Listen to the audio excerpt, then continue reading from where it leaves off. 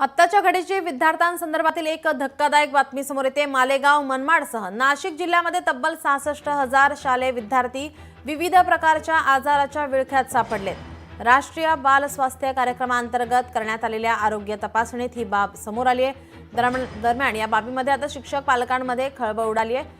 त्यांची चिंता वाढली आहे। कमी ऐकू येणे, डोळ्यांनी अस्पष्ट दिसणे, सतत ताप येणे यासह इतर आजार विद्यार्थ्यांमध्ये आढळून आले आहेत। काही विद्यार्थ्यांना हृदयाचा त्रास असल्याचंही आढळून आलंय। दरम्यान या सर्व विद्यार्थ्यांवर आता शासनाच्या वतीने मोफत उपचार करण्यात येईल। त्यांच्या पालकांनी काळजी करू नये असा दिलासा आणि ग्वाही शालेय शिक्षण मंत्री दादा भुसे यांनी दिली आहे। दरवर्षी विद्यार्थ्यांची आरोग्य तपासणी संपन्न होते।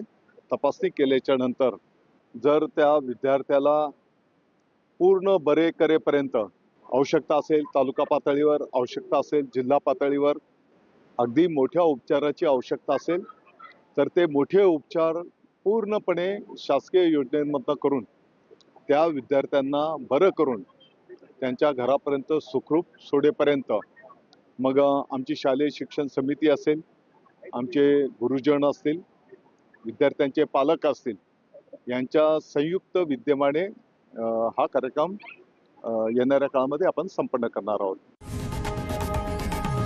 लोकशाही मराठी ऐका, पहा, जागरूक रहा।